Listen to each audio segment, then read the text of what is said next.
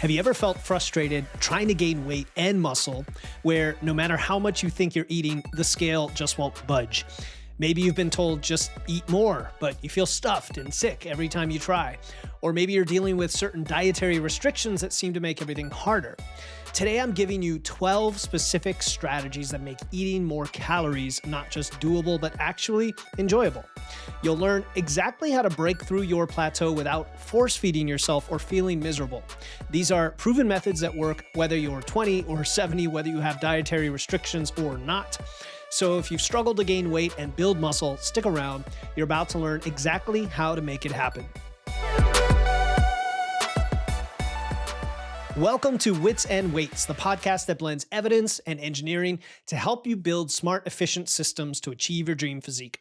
I'm your host, Philip Pape, and today we're tackling a challenge that doesn't often get enough attention: how to actually eat enough calories to support muscle growth. I want to give a special shout out to Jim from Wayne, Michigan, who inspired today's episode. He sent in a text message and he wrote, "Hey, Philip, I've been listening to your Wits and Weights podcast for about 6 months. It's great. I realize that the majority of people want to lose weight. I've been skinny my entire life, 5'9", 140 pounds. I'm still active. I play in an over 70 ice hockey league once a week. I was diagnosed with celiac disease 20 years ago. Not fun, but it could be worse. I know I need to be in a calorie surplus, but I usually struggle to eat 2,000 calories a day. Could you please do a full-length podcast on how to gain weight and muscle?" So thank you, Jim. This is exactly the kind of specific problem or challenge that I want to hear from you as listeners about so I can deep dive into it on the show.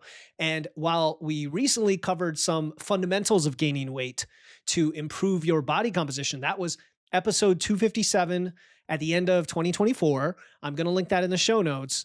Today, we're going to focus specifically on 12 strategies to get the calories in, just to be able to eat them all when you struggle with appetite or dietary restrictions. And by the way, this could apply to anyone at any calorie level, not just hard gainers. So even if you're, say, a woman who's trying to get back to maintenance for the first time, and you feel like it's too many calories, these strategies can still apply. So before we get into it though, you might be wondering, okay, that's great, but why do I even want the calories in the first place? How do I build muscle? What is the strategy there? For that, I'm going to ask you to download a free guide that I have called Muscle Building Nutrition Blueprint. And that's going to give you the exact steps for doing that, for setting up your muscle building phase, from the optimal surplus and rate of gain to the macros to what to track, and even a specific example of a real bulk. So click the link in my show notes or go to witsandweights.com/muscle to download that free guide, and that'll set up your muscle building phase for success. And then when you're running that, you'll say, okay, now let me listen to this episode to understand how to get all that food in, because it's not working for me quite yet. All right, so I'm going to break down these 12 strategies into 3 sections. First, we're going to cover 4 strategies to add calories without feeling stuffed. Then 4 strategies for the timing and habits that could make eating easier. And then finally, 4 strategies to implement it sustainably. So let's start with adding calories without feeling stuffed. Strategy number 1 is pretty straightforward, and that is adding calorie-dense foods to your meals. This is about making every bite count, focusing on foods that pack in as many calories as possible into as little volume as possible, which you'll find that a lot of these strategies are the opposite of what you would do during fat loss. So keep that in mind in case it sparks some curiosity there. So I'll give you some example. Add avocado to things. If you like avocado, they're very calorie dense. And we're talking mostly whole foods here, by the way, doing it with whole foods. Obviously, you can add in processed foods, and we're going to touch on that occasionally here, but there are calorie-dense whole foods. So avocado, eggs, sandwiches, you can drizzle olive oil over just about anything, but I'm thinking vegetables or rice. You know, when you're making rice, add olive oil in there. A tablespoon of olive oil is 120 calories. You can add butter when cooking, which makes it taste great anyway, like even better. I love putting butter on steak when I'm frying it in a cast iron skillet, and then I finish it off in the oven. Always keep in mind saturated fat intake, of course, but again, we're trying to get more calories here. And then nuts and seeds, incorporating them into everything. You can put them in salads, you can put them as a side, you can eat them straight up. And remember that fat as a macro has more than twice as much calorie density as protein and carbs. It has 9 calories per gram instead of just 4 for the others. So take advantage of that macro. So that's number 1 is calorie dense foods. Strategy number 2 is to incorporate liquid calories. All right. Liquids just don't fill you up like solid food. There's a reason for that. They are effectively pre-digested. If you think that's gross, I'm sorry, but that's, when we're having liquid anything that would normally be a food, you're taking a step out of the process. And so you're able to eat more of it. So we're thinking shakes, smoothies, whatever. And honestly, I'm not going to be giving you a million recipes here, but a base of some beverage like whole milk has a lot of calories. I love whole milk just in general. When you're trying to gain weight, it goes down easy. And then there's brands like Fairlife that have higher protein, and Fairlife chocolate milk that has even more calories. So whole milk, a banana, some peanut butter. So that's our calorie density right there, a couple tablespoons of peanut butter. So let's see, 150 calories for the milk, 100 calories for the banana, 200 calories for the peanut butter, and then whey protein. Even a scoop of whey protein is 120. So that's over 500 calories that you can drink in just minutes. Okay. And if you have dietary restrictions like Jim's celiac disease, just make sure it's gluten-free. Okay. Strategy number 3 is adding extra calories to existing meals by just enhancing what you already eat with some smart swaps. So like cooking eggs right in slab of butter instead of using a spray, just to make sure you add those calories. Adding an extra slice of cheese to your sandwich, mixing nuts into your oatmeal, using coconut milk in whether it's a curry or a soup, something like that. So that's a very simple one of just like seeing how you can add calories that are almost unnoticeable and don't really fill you up in any way to existing meals. Strategy number 4 is to focus on foods you enjoy. Now, this might seem obvious, but it's one of the top factors of a sustainable diet, no matter what you're doing, fat loss or gaining. You're going to eat more consistently when you actually like your food, period. So it's one of the tenets. Like, don't be guilty with what you eat. Make sure food satisfies you. Make sure it meets your goals, and make sure you enjoy it. So you don't want to force feed yourself bland chicken and rice if you hate it. I don't care if you're in fat loss or gaining, right? Force feeding of any kind is not going to be good. And I hear oftentimes people say, how do I get more calories? Or I feel like I have to force feed myself, or I need to force feed myself to get the calories. What do I do? And it's like, no, you don't need to force feed yourself. Let's listen to this episode. All right. So that was it for strategy number 4, just focusing on foods you enjoy, because that mentally is going to cause you to be able to eat more. So just a simple one there in case you're trying to force feed anything. Now I want to move on to the second group of 4, which is related to timing and habits. So strategy number 5, and so not to confuse you, but I'm keeping numbering from 1 to 12, but I separate into 3 groups of 4. Strategy number 5 is to increase your meal frequency. Just as simple as that. But again, a lot of people are not doing that. People get in a rut, and the way you eat is just the way you've always eaten, and it's based on your work schedule or how you pack your lunch or whatever.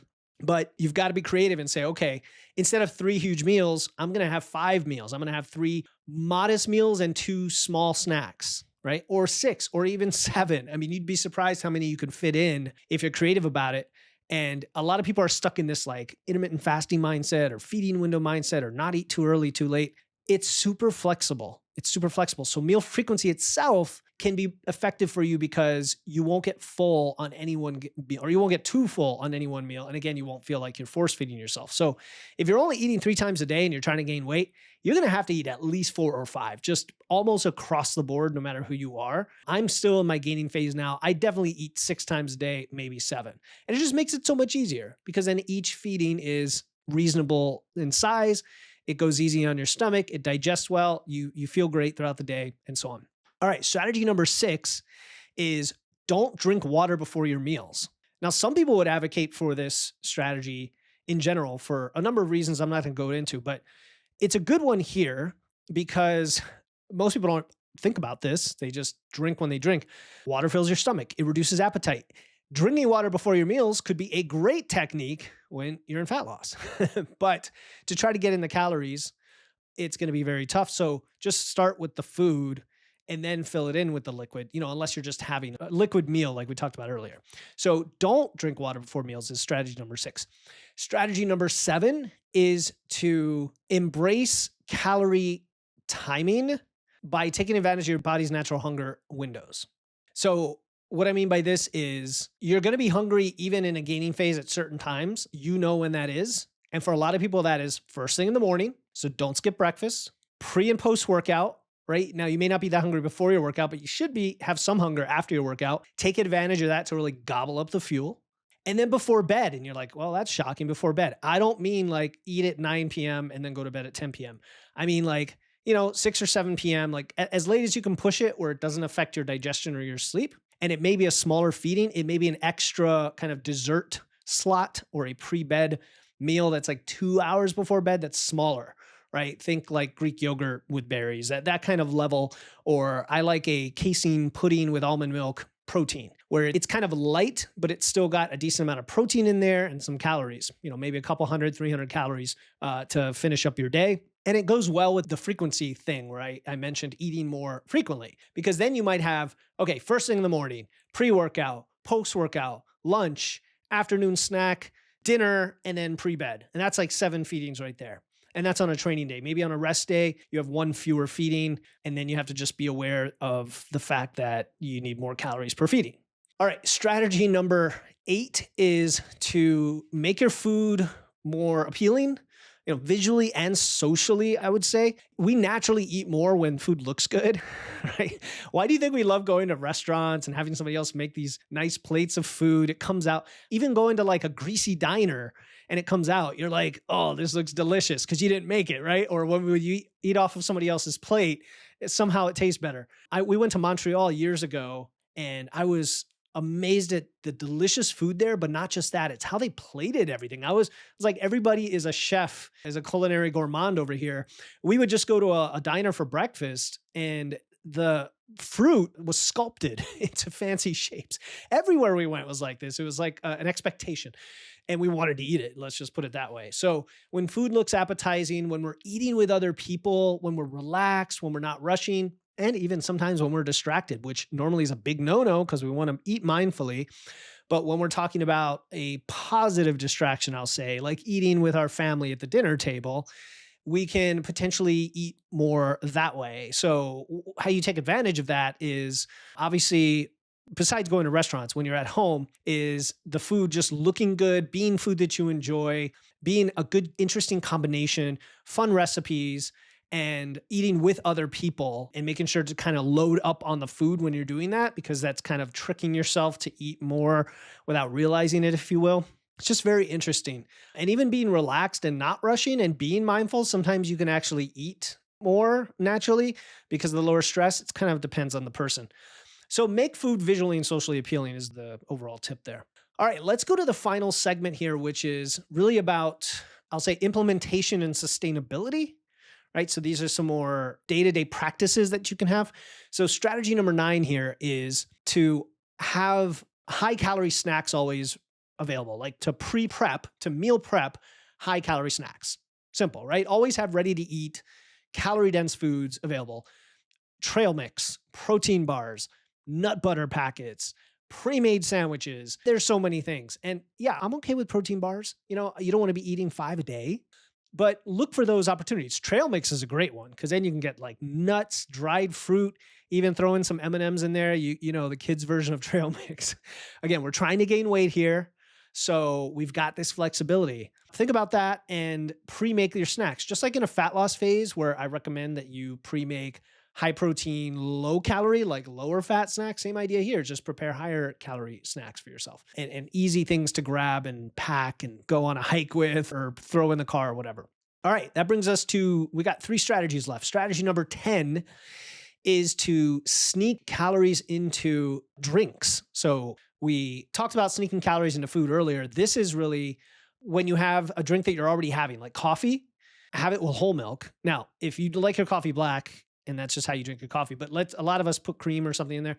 Put the most calorie dense thing in there now, right? Put whole milk or put heavy cream in there, actually. Almost, I don't want you to go bulletproof coffee because I don't like that huge amount of MCT oil in there, but that's a high calorie beverage. Protein shakes made with whole milk instead of water or almond milk. Having juice is okay occasionally, right? Between your meals. Combining this with the liquid thing that we mentioned earlier. So just sneaking calories into everyday drinks that you already drink. Now, I wouldn't want to go to like regular soda, for example. I'm not going to go that far. It's more of, I'll say, whole food type additions to what you already drink. Actually, tea works for that as well. My wife loves having milk with tea, kind of British style. I actually joke with her. I'm like, "Oh, are you having some tea with your milk?" So, and she knows that, and it tastes great. So I get it. All right. Strategy number 11 is to plan your meals around fats, because fats are the most calorie dense. I want you to build meals around them. So salmon with butter sauce, pasta with cream-based sauce, nut crusted chicken or fish. Meaning, what I mean by that is, unlike the earlier tip of just like adding fat, this is making sure that you pick meals and recipes that are fat centric, that are fatty, that are rich. You're like, oh, that's what I'm hearing on this podcast is very interesting, right? Because it kind of flies in the face of sometimes what you think about with nutrition advice, but it's about your goals. It's about your context. We're trying to get more food in here. So enjoy the rich foods, eat like the French, let's say, right? Whole eggs are great during this time. So think about fat centric meals as opposed to the protein and carbs, because you're probably going to get enough protein anyway if you're already there when you're not gaining. And then the fats are where the calories come, and then the carbs are everything else. Your carbs shouldn't be low unless you're deliberately on a low carb diet, but people forget about the value of fats for increasing calories. And then the last strategy is to track and adjust by keeping it simple but systematic. And when you think of progressive overload for your calories, okay? First, you have to understand your baseline. How many calories do you actually need? Hopefully you're tracking and you know what your surplus is and you know what your maintenance calories are. So you know that you're burning, say, 2,600 calories and you're in a 300 calorie surplus, you're going to eat 2,900 calories. And you feel stuffed when you eat even just a little bit above your maintenance. Well, aim for not quite the full amount on week one, right? Aim for 2,700 and then 2,800, then 2,900, right? Very simple thing. I do this with clients all the time. I give them a very achievable goal for the next couple of weeks before their next check-in so that we're not feeling like we're overreaching and feeling like we fail just because we didn't miss it. Focus on one meal at a time, right? And one day at a time. And a really good way to do this is, if you're using a food logging app like MacroFactor, is to take what you normally eat and then for tomorrow, pre-plan and pre-log one change to a meal or one additional snack or meal per one of the strategies we talked about today. So don't change everything all at once. Just tweak and add. And it might be adding more fat. It might be adding an extra feeding, might be adding a shake in there, whatever makes sense, so that you're not obsessing or worrying too much about doing all of this. And then you're going to adjust based on how well you feel. This is where biofeedback can come into play, like your hunger signals. And it's the opposite of during fat loss. So our goal here is not to feel like we're force feeding, like we're stuffed. So anyway, that's really putting it all together. The way I categorize these in the three groups may be a little bit arbitrary, but I wanted to keep it organized for you as you go through this. And then you could use the timestamps to find each strategy. We'll just list the strategies right there in the show notes for you to make it easy so you can dive in. Now, the one thing that you might be missing that has nothing to do with food, and I wanted to address it, and it could be the best way to increase your intake, is managing your stress and recovery. Just like during fat loss, when you're in a gaining phase, but you are chronically stressed or you're under recovered, right? That might be due to a lack of sleep, maybe overtraining, although that's not usually the issue. Your body actively suppresses your appetite and digestion. Now, I've told you many times the opposite, that it can cause you to have a higher appetite and actually overconsume, but we're in the opposite. We're in the opposite world here, the mirror world, right? The alternate reality of gaining, where everything kind of flips on its head. And when you're really stressed, you may actually have trouble eating and your digestion might be off, your gut health, things like that. And so sometimes if you can barely eat 2,000 calories and then you go on vacation and you relax, you're like, I had no problem putting away 3,000 plus calories a day without thinking about it. Why is that? It's because you're relaxed. You're not stressed. So it kind of goes both ways. And I want you to keep that in mind, which is great because it means we should always be striving to manage our stress and recovery that way. It's not like we have to change the principle during a gaining phase. So I want to just recap the 12 strategies for you just to reinforce in your mind real quick. I'm just going to list them. Number one, calorie-dense foods. Simple, very high-level strategy. Number two, liquid calories. Number three, enhance your existing meals. Tweak them. Number four, make sure you're eating things you enjoy. Number five, add more meals or feedings. Increase your meal frequency. Number six, don't drink water before meals. Number 7, use the eating windows that you are already hungry with, like first in the morning, after your workout, before bed, afternoon, whatever. Take advantage of those to add in the calories. Number 8, make sure it's visually and socially appealing when you're eating. Number 9, pre-plan or pre-prepare calorie-dense snacks, like think the trail mix, for example. Number 10 is to tweak your everyday drink that you already drink, like your coffee or tea, and add in some calorie-dense liquid to that, like heavy cream. Number 11 is to prioritize fatty foods in general. Just think of rich, creamy, fatty, nutty, cheese, all those things, prioritize those. And then the last one is to track and adjust systematically and use a form of progressive overload to kind of ease into this and work your way up. Now, do you remember Jim's question about struggling with celiac disease? Notice how all these strategies work they work with any dietary restriction. It's about the principles, right? Not the specific foods. I gave you some examples, but we're not about specific foods here. So you can, no matter what you're dealing with, you can apply these principles. All right, if you want to put all these strategies into action in a gaining phase, remember I have a free muscle building nutrition blueprint that builds on everything we covered today in terms of the setup. Like, what are the calories and macros? What is the surplus? What should I be tracking? What is the biofeedback? What are the measurements? And then an example of a real bulk. To get your copy, click the link in the show notes or go to witsandweights.com/muscle to download that right now. Until next time, keep using your wits, lifting those weights. And remember, building muscle isn't just about lifting heavy, it's about fueling heavy too. This is Philip Pape, and you've been listening to Wits and Weights. I'll talk to you next time.